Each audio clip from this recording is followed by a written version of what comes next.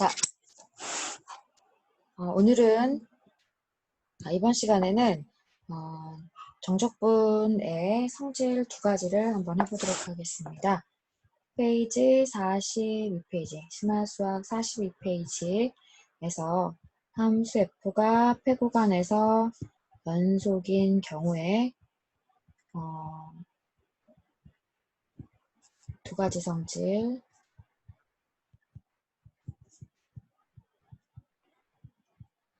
자, 이 두 가지 1번, 2번에 대한 얘기가 있어서 간단하게 이유에 대해서 한번 생각을 해보고 넘어가도록 하겠습니다.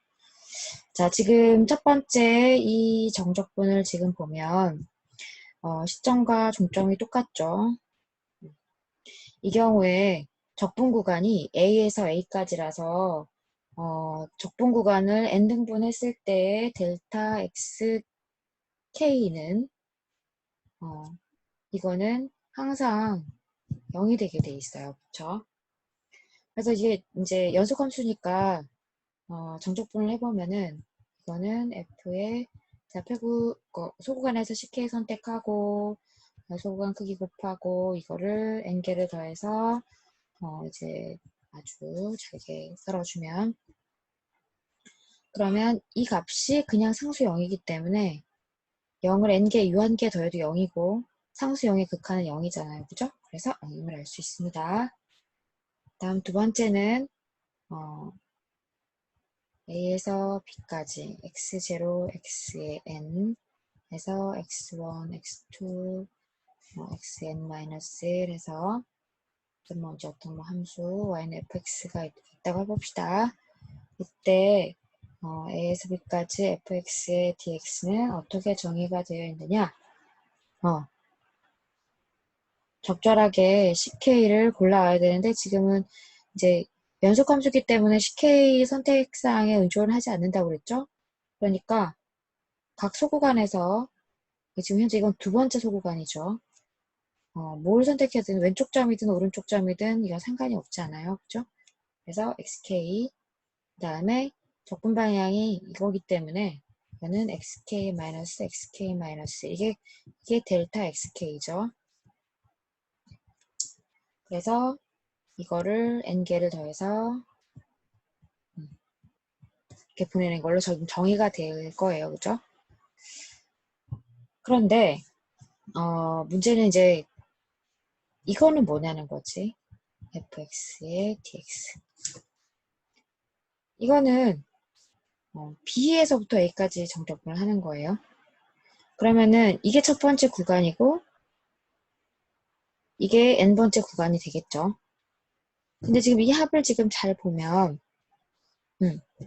첫 번째 이거하고 얘의 차이점은 뭐밖에 없냐면 이번에도 함수 f는 연속이기 때문에 이 n개 항의 합에서 이거를 어떤 왼쪽 오른쪽 점 중에서 어떤 소구간에서 왼쪽 오른쪽 점 중에서 어떤 점을 선택하느냐는 중요하지 않습니다.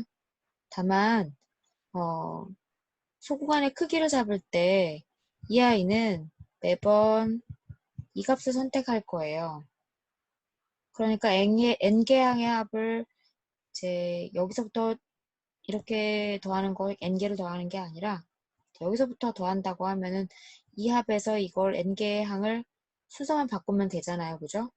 그런데 그 값을 보면 이 둘을 비교를 했을 때 우리는 이거 델타 xk만 부호가 반대라는 것을 알 수 있어요. 그러니까 지금 이 식하고 이 식을 굳이 간제로 연결을 해보면 이 n개 항에서 이게 합이 이렇게 부호가 반대가 되죠. 이거는 이렇게 두 개가 같죠. 그리고 n을 무한대로 보내면 이게 수렴하는 거를 아니까 이 마이너스 앞으로 나올 수 있잖아요. 그쵸? 그래 놓고 보면 결국 우리가 이만큼의 값이 b에서 a까지 fx dx인 걸 아니까 그 앞에 지금 마이너스가 이렇게 붙어 있네요. 그죠? 그래서 우리는 위 끝과 아래 끝을 바꿔주면 정적분 값이 부호가 변한다. 이런 것들을 우리가 알 수 있겠죠. 교재 예제가 하나 있어서 이것도 한번 풀어보고 넘어갑시다. 이제 1번 정적분의 정의를 이용을 해서 그래서 이 정적분 값을 한번 구해보세요. 그랬어요. 지금 이거는 보면은 적분 구간이 0에서 1까지고 x제곱 마이너스 1이니까 얘는 그래프가 y축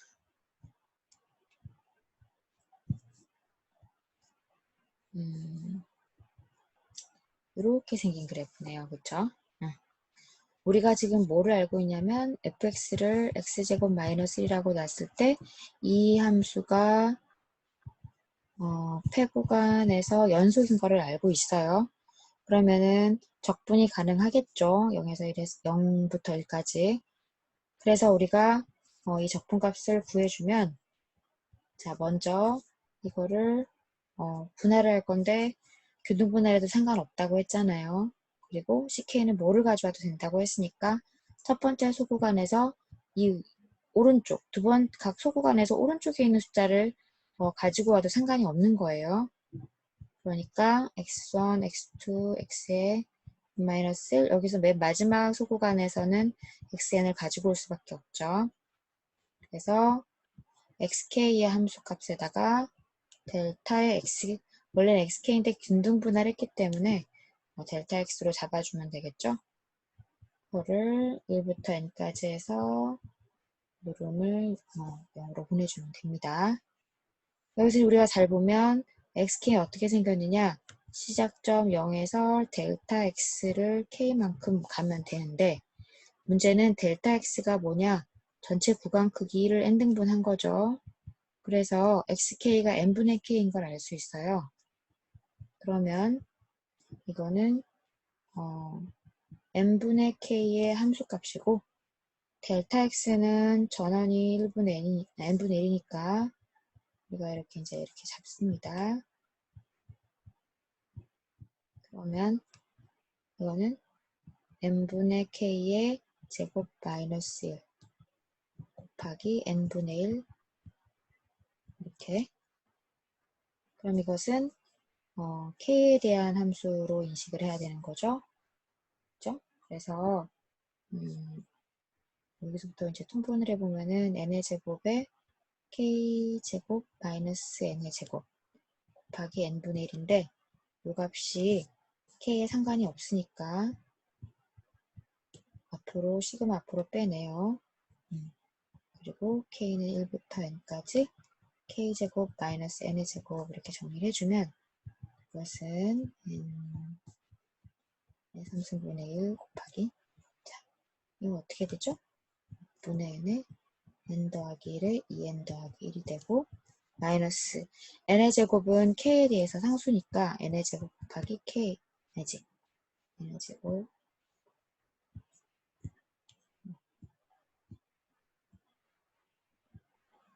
n의 제곱이 nk 이렇게 되겠죠. 그죠? 그럼 이것도 3승이고 이거 분자도 이게 3승이라 최고초항 계수만 우리가 보면 됩니다.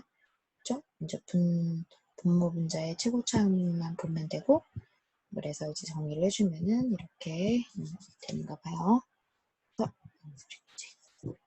됐습니다. 자 이제 중단원 평가 43페이지에 중단원 평가가 있는데 이거를 한번 과제로 한번 해보세요. 페이지 43에 중단원 평가가 과제입니다. 자, 최대 최소 부등식을 한번 해보도록 합시다. 자,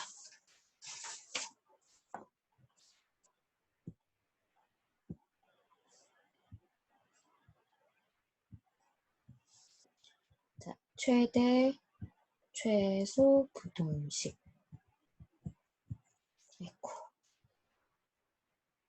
자, 함수 f가 역시 이번에도 폐구간 AB에서 연속이라고 한번 해봅시다. 그리고 정 구간에서 예를 들면 함수가 뭐 이렇게 생겨가지고 A 여기 B 해서 전 구간에서 최소값을 M, 전 구간에서 최대값을 m이라고 해볼게요. 그러니까 무슨 말이냐면 m은 최대값,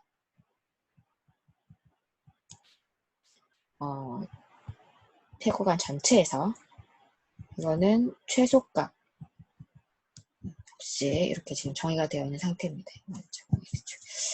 자, 그랬을 때 우리가 이제 결론적으로 이런 부등식이 성립한다.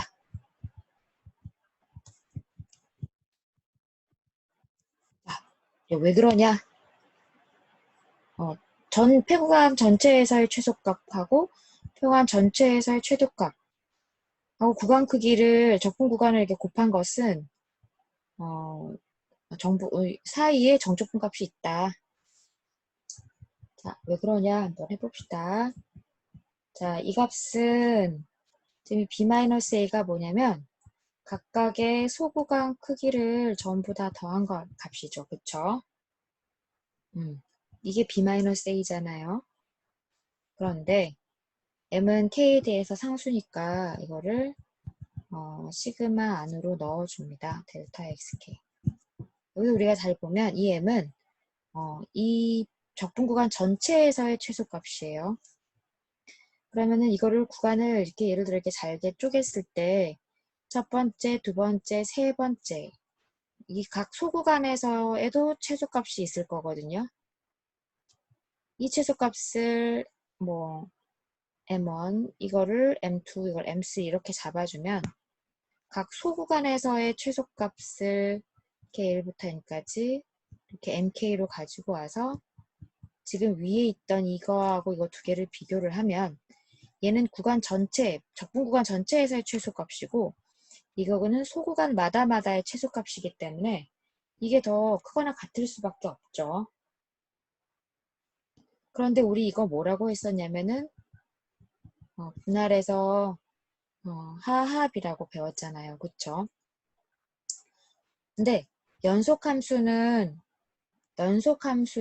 폐구간에서 적분이 가능하다고 받아들이기로 했고 그때 이 하합의 집합은 반드시 상한이 있고 그 상한이 적분값이 됐었잖아요. 그쵸?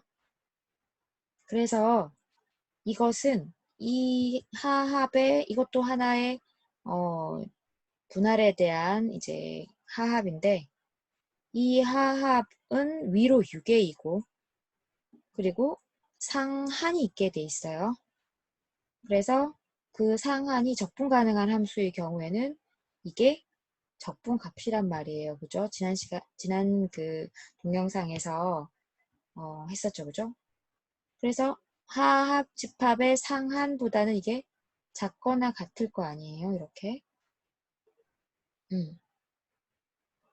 그런데 우리가 각 소구간마다의 또 최대값이 있을 거예요. 그쵸? 이게 최대값. 우리가 그 구간마다의 최대값을 이번에는 이렇게 이제 라지 mk라고 잡아주면 각 소구간에서의 최대값과 구간 크기를 곱한 것의 합. 이것은 뭐냐면 이거는 상합이죠. 근데 적분 가능한 함수의 경우에는 상합의 집합이 아래로 6개이고 그리고 상합의 집합의 하한이 적분값이었잖아요. 그러니까 이 집합에 대해서 이 숫자 값들의 이런 값들 모아놓은 집합에 이게 뭐가 되냐면 하한이니까 이게 더 크거나 같은 거죠. 그러면 문제는 이제 이거는 소구간마다의 최대값이고 전체 적분 구간에서의 최대값으로 mk를 바꿔치기를 하면 그러면은 이 값이 이것보다 크거나 같으니까 이 분식이 성립을 하겠죠. 그죠? 그때 이 m은 k에 상관이 없는 값이니까 시그마 앞으로 빼주면 그러면 델타 xk에서 이게 구간 크기잖아요. 그래서 m의 b-a 따라서 우리가 증명하려고 했던 내용을 증명을 할 수 있게 되는 거죠. 자, 이제 적분의 평균값에 대해서 한번 해보도록 합시다.